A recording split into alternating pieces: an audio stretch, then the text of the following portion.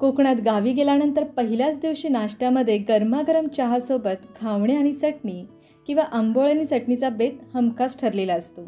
आणि जर आंबोळी मऊसूद आणि जाळीदार असेल तर गरमागरम चहासोबत खायला आणखी मजा येते. आज मी तुमच्यासोबत आंबोळीची रेसिपी शेअर करणार आहे. मऊसूद आणि जाळीदार आंबोळी बनवण्यासाठी लागणारे साहित्याचे योग्य प्रमाण कसे घ्यायचे आहे, तसेच आंबोळी छान जाळीदार होण्यासाठी आंबोळीचे पीठ हिवाळ्यामध्ये कशा पद्धतीने आंबवायचे आहे हे देखील मी या व्हिडिओमध्ये सांगितले आहे. त्यामुळे व्हिडिओ तुम्हाला बिलकुल स्किप न करता शेवटपर्यंत बघायचा आहे. आणि हा व्हिडिओ तुम्हाला आवडला तर एक लाईक नक्की करा. आंबोळी बनवण्यासाठी इथे मी 3 वाट्या भरून तांदूळ घेतलेले आहे. तांदूळ घेताना तुम्ही कोणताही तांदूळ घेऊ शकता. तांदूळ आपल्याला पूर्ण वाटी भरून घ्यायची आहे. यानंतर आपल्याला 1 वाटी उडीद डाळ घ्यायची आहे. इथे मी 3 वाटी तांदूळ घेतले आहे, यासाठी 1 वाटी भरून उडीद डाळ घेतलेली आहे. ज्या वाटीच्या मापाने आपण तांदूळ घेतलेले आहेत त्याच वाटीच्या मापाने आपल्याला डाळ देखील घ्यायची आहे. यानंतर मी पाव वाटी चणा डाळ घेतलेली आहे. 1 चमचा भरून इथे मी मेथीदाणे घेतलेले आहेत. आता हे सर्व जिन्नस आपल्याला स्वच्छ धुवून घ्यायचे आहे. तांदूळ धुताना मी 3 ते 4 पाण्यामधून स्वच्छ धुवून घेतलेले आहेत, पण डाळ मी एकाच पाण्याने धुवून घेतलेली आहे. आणि यासोबतच आपल्याला मेथीदाणे देखील भिजत ठेवायचे आहेत. हे बघा, तांदूळ आणि डाळ मी स्वच्छ धुवून घेतलेले आहे आणि झाकून आपल्याला जवळजवळ 5 ते 6 तास छान भिजत ठेवायचे आहे. आंबोळी छान मऊसूद होण्यासाठी आपल्याला पोहे घ्यायचे आहेत. इथे मी अर्धा वाटी पोहे घेतलेले आहेत. पोहे आपल्याला स्वच्छ धुवून भिजत ठेवायचे आहेत. पण ज्या वेळेला आपण डाळ आणि तांदूळ मिक्सरला फिरवून घेणार आहोत त्याच्या 10 ते 15 मिनिटं आधी मी पोहे भिजत घालणार आहेत. पोहे भिजण्यासाठी जास्त वेळ लागत नाही. डाळ आणि तांदूळ स्वच्छ धुवून सकाळी 11 वाजता मी भिजत घातले होते. आता संध्याकाळचे 6 वाजले आहेत. इथे पाहू शकता डाळ मी अशा प्रकारे बोटाच्या साहाय्याने तोडत आहे. अगदी आरामात ही डाळ तुटली जात आहे. डाळ छान भिजली गेलेली आहे. तांदूळ देखील छान भिजले गेले आहेत. तांदूळ आणि डाळ मिक्सरला वाटून घेण्याआधी पोहे आपण भिजत घालणार होतो. इथे जवळजवळ 10 ते 15 मिनिटं आधी पोहे स्वच्छ धुवून घेतले होते. चणा डाळ देखील आरामात तुटली जात आहे. याचा अर्थ चणा डाळ देखील छान भिजली गेले आहेत आणि आपले हे पोहे देखील छान भिजले गेले आहेत. आता हे सर्व जिन्नस आपल्याला मिक्सरमधून वाटून घ्यायचे आहे. सुरुवातीला मी उडदाची डाळ वाटून घेणार आहे. उडदाची डाळ ही चिकट असते आणि भांड्याच्या आतमध्ये बऱ्यापैकी ती चिटकून राहते. यासाठी सुरुवातीलाच मी ही डाळ वाटून घेणार आहे आणि त्यानंतर तांदूळ वाटून घ्यायचे आहे. डाळ वाटताना जर पाण्याची गरज लागली तर आपल्याला या डाळीचेच पाणी घालायचे आहे. मिश्रण तयार करताना फार कमी पाण्याचा वापर करायचा आहे. सुरुवातीलाच आपल्याला हे पीठ जास्त पातळ बनवायचे नाही. आपण जे पोहे घेतलेले आहे यामधले थोडे पोहे आपण या डाळीसोबतच वाटून घेणार आहोत आणि शिल्लक राहिलेले पोहे आहेत ते नंतर आपण जेव्हा डाळ वाटून घेणार आहोत त्या डाळीसोबत आपण हे पोहे वाटून घेणार आहोत. इथे मी ही पहिली बॅच वाटून घेतलेली आहे.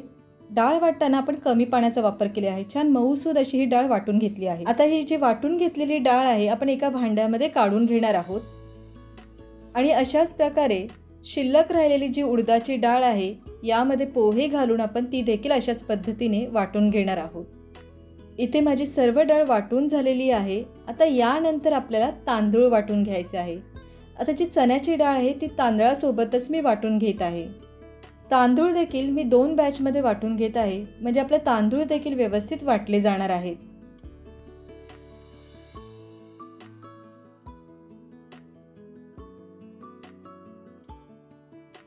हे बघा, मी पहिली बॅच आता मिक्सरला फिरवून घेणार आहे.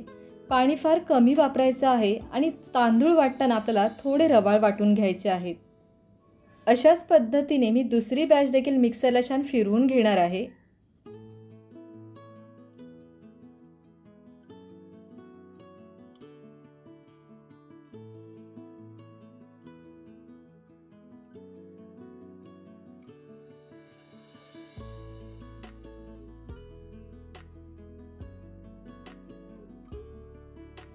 अशा प्रकारे आपले सर्व जिन्नस आपण मिक्सरला फिरवून घेतलेले आहेत. या भांड्यामध्ये मी काढून घेतलेले आहे.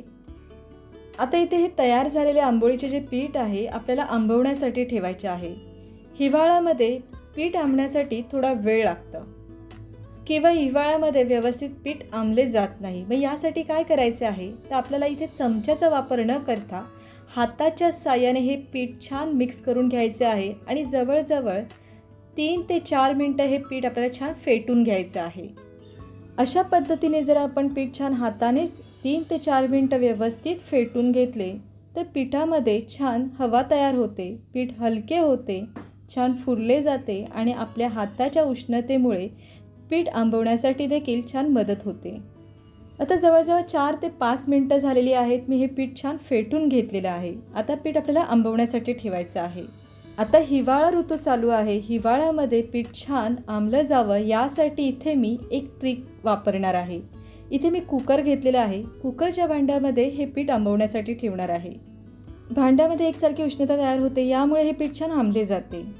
तुम्हाला हवं असल्यास एखाद्या उबदार ठिकाणी ब्लँकेटमध्ये भांडं ठेवून पीठ छान आंबवू शकता किंवा तुमच्याकडे जर ओव्हन असेल तर ओव्हनमध्ये देखील भांडे ठेवून पीठ छान आंबवू शकता. 12 ते 14 तास आपल्याला हे पीठ आंबवण्यासाठी ठेवायचे आहे. इथे बघू शकता पीठ आपले छान फर्मेट झालेले आहे, छान फुलले आहे, छान जाळी सुटलेली आहे. आंबोळीसाठी अगदी परफेक्ट असे आपले हे पीठ तयार झालेले आहे. तुम्हाला हे पीठ थोडे जवळून दाखवते. तुम्ही बघू शकता या पिठाला खूप मस्त अशी ही जाळी सुटलेली आहे. अगदी असेच आपल्याला हे पीठ तयार झाले पाहिजे, तरच आपल्या आंबोळ्या छान मऊसूत आणि जाळीदार तयार होतील. आता तयार झालेले हे पीठ आपल्याला छान फेटून घ्यायचे आहे आणि जितक्या पिठाची तुम्हाला आंबोळी बनवायची आहे तेवढेच पीठ तुम्हाला एका दुसऱ्या भांड्यामध्ये काढून घ्यायचे आहे. आता मला जेवढ्या आंबोळ्या बनवायच्या आहेत तेवढेच पीठ मी एका भांड्यामध्ये काढून घेतलेले आहे. आता हे पीठ थोडे घट्ट आहे, यामध्ये अगदी थोडे मी पाणी घातलेले आहे. चवीनुसार मीठ घालायचे आहे आणि आंबोळीला छान रंग यावा यासाठी यामध्ये मी हळद देखील घालणार आहे.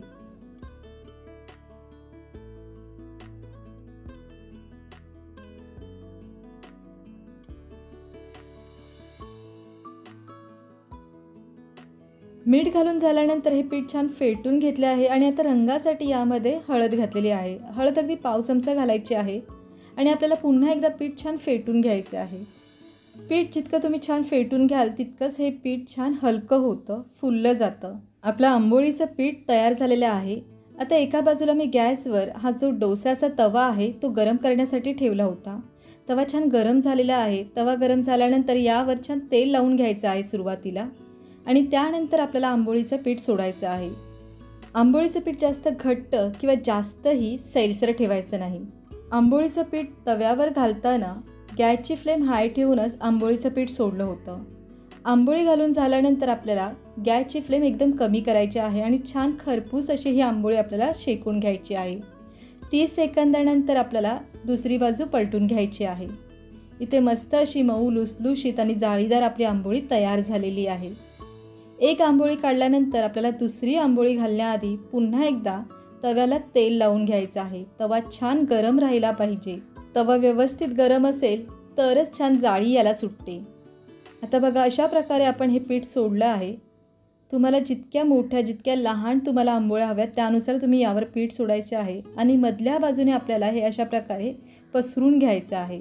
आंबोळी जास्त जाड किंवा जास्त पातळ नसते. मीडियम जाडीची ही आपण आंबोळी बनवून घेतलेली आहे. आंबोळी शेकून झाल्यानंतर ते तुम्ही जाळीमध्ये किंवा अशा प्रकारे केळीच्या पानामध्ये काढून घेऊ शकता. इथे मी आणखी एक आंबोळी तयार केली आहे. अशा पद्धतीने बाजूने आपल्याला तेल सोडायचे आहे. आंबोळी शेकली गेली की आपोआप तिच्या कडा बाजूने ती सोडते. हे बघा अगदी आरामात ह्या कडा सुटल्या जातात. एका बाजूने छान अशी खरपूस आपण आंबोळी शेकल्यानंतर आपण दुसरी बाजू पलटून घेतली होती. दोन्ही बाजूनी छान खरपूस आंबोळ्या आपल्याला शेकून घ्यायचे आहेत. आंबोळ्या बनवायला फार सोप्या आहेत. या पिठापासून तुम्ही डोसा देखील बनवू शकता. आंबोळ्या ओल्या खोबऱ्याच्या चटणीसोबत खायला खूप छान लागतात. तुम्हाला हवं असल्यास बटाट्याच्या भाजीसोबत देखील आंबोळ्या तुम्ही खाऊ शकता. कोकणात काळ्या वाटाण्याच्या उसळीसोबत देखील आंबोळी खाल्ली जाते. जन्माष्टमीच्या नैवेद्याच्या ताटामध्ये आंबोळी, काळ्या वाटाण्याची उसळ आणि शेवग्याची भाजी असते. आणि अशा प्रकारे माझ्या सर्व आंबोळ्या ह्या बनून तयार झालेल्या आहेत. दोन्ही बाजूनी छान अशा खरपूस मी शेकवून घेतलेल्या आहेत. छान मऊसूत जाळीदार आपल्या ह्या आंबोळ्या तयार झालेल्या आहेत. तुम्हाला देखील अशा परफेक्ट मऊसूत जाळीदार आंबोळ्या हव्या असतील तर साहित्याचे योग्य प्रमाण घेऊन आणि योग्य पद्धतीने पीठ आंबून तुम्ही देखील अशा छान आंबोळ्या बनवू शकता. तुम्हाला माझी आजची ही कोकणातील पारंपरिक पद्धतीची आंबोळी कशी वाटली हे मला नक्की कमेंट्सद्वारे कळवा आणि माझ्या या रेसिपीला लाईक आणि शेअर नक्की करा. आणि अशाच नवीन नवीन रेसिपी बघण्यासाठी प्रियाज किचन कट्टाला सबस्क्राईब करा आणि बाजूला जे बेल आयकॉन आहे त्यावर क्लिक देखील करा. नमस्कार.